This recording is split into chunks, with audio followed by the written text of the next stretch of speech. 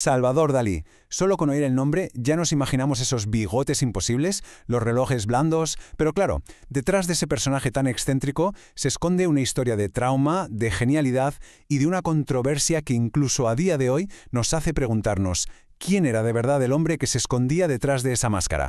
Bueno, con esta frase, el propio Dalí nos reta, ¿no? Nos pone sobre la mesa esa línea tan fina que a veces separa al genio de la locura. ¿Era un visionario? ¿Un maestro del marketing personal? ¿O era algo muchísimo más complejo?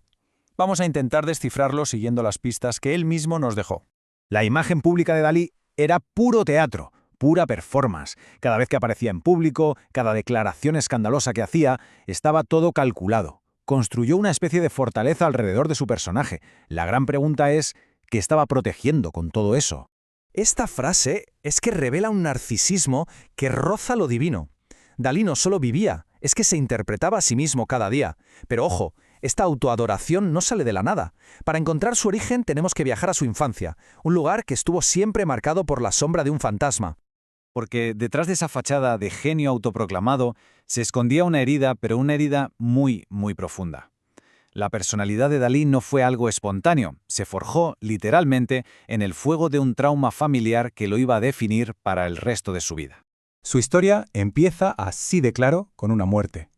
9 meses antes de que él naciera, su hermano mayor, que también se llamaba Salvador, muere. Y a él le ponen su nombre.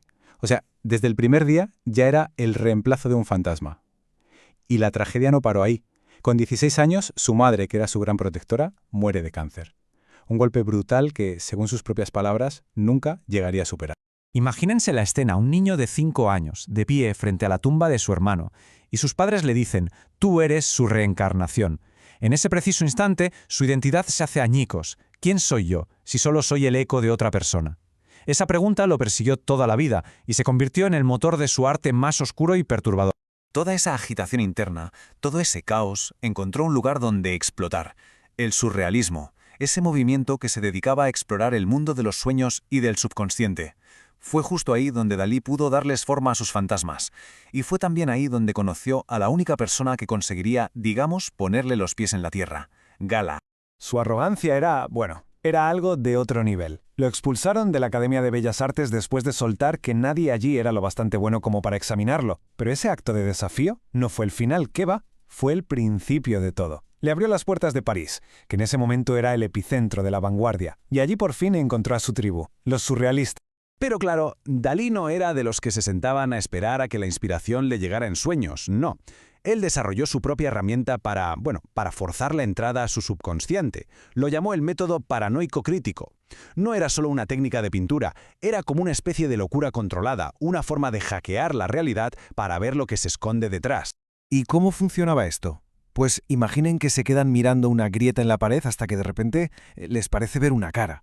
Pues Dalí llevó eso a un nivel psicótico, casi. Provocaba a propósito un estado de paranoia para obligar a los objetos a que les revelaran su doble vida. Era su manera de hacer visible lo invisible, de abrir el grifo a ese torrente de imágenes que todos llevamos dentro. Y si Dalí era un torbellino de genialidad, Gala era su centro, su ancla. Esta comparación lo clava. Cuando se conocieron en el 29, ella, 10 años mayor y casada, vio algo en él que nadie más había visto. Lo dejó todo, a su marido, a su hija, para dedicarse a construir la leyenda de Dalí. Él ponía el genio, y ella construía el imperio. Y claro, el éxito llegó, vaya si llegó, un éxito masivo. Pero con la fama y la pasta también llegó la parte más oscura de su historia, su relación con el fascismo. Y esto no solo le manchó el nombre, sino que lo enfrentó directamente a los que habían sido sus aliados. En Estados Unidos, Dalí no solo encontró un refugio de la guerra, encontró su verdadero escenario. Se convirtió en una marca, colaboró con Hitchcock, con Disney, diseñó joyas, se vendió a sí mismo como el genio definitivo. El resultado, una fortuna de $30 millones, una auténtica barbaridad para un artista de vanguardia en esa época. Para sus antiguos compañeros surrealistas, que eran anticapitalistas y revolucionarios, esto era sencillamente una traición en toda regla. André Breton, que había sido su mentor, le puso un apodo que le perseguiría siempre, A Vida Dólares, un juego de palabras perfecto con su nombre para llamarle básicamente pesetero. Pero el problema no era solo la pasta, iba mucho más allá. La postura política de Dalí era como poco muy problemática. Se negó a posicionarse contra el fascismo y, después de la Guerra Civil Española, apoyó abiertamente al dictador Franco, el mismo régimen que había asesinado a su gran amigo, el poeta Federico García Lorca. Esto ya fue la gota que colmó el vaso para los surrealistas, que lo expulsaron del grupo para siempre. Quizá nadie supo resumir esta contradicción tan bien como el escritor George Orwell. Después de leer la autobiografía de Dalí, La vida secreta de Salvador Dalí, Orwell escribió esta frase que es demoledora y lo resume todo. Y ojo, que la crítica de Orwell no se la inventó, se basaba en lo que el propio Dalí contaba en su libro. Él mismo narra, y casi con orgullo, actos de una crueldad tremenda, como empujar a un amigo por un puente. ¿Era verdad? ¿Era otra de sus provocaciones? Pues da un poco igual, ¿no? Revela una oscuridad en su mente que es imposible pasar por alto.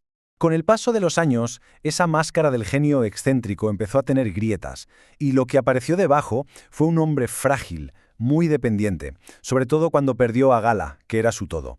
Sus últimos años estuvieron marcados por la enfermedad y el aislamiento. La muerte de Gala en el 82 fue básicamente el fin de su mundo. Sin ella, el genio se vino abajo. Cayó en una depresión terrible, su cuerpo empezó a fallarle con unos temblores que le impedían pintar, se encerró en el castillo que le había regalado a ella y simplemente esperó a que llegara el final, que fue 7 años después, en el 89. Pero incluso en ese declive, su mente seguía a toda máquina. Su última gran obsesión no fueron los sueños, sino las matemáticas puras y duras, la teoría de las catástrofes. Esto demuestra que, hasta el mismísimo final, su insaciable curiosidad intelectual no se apagó nunca.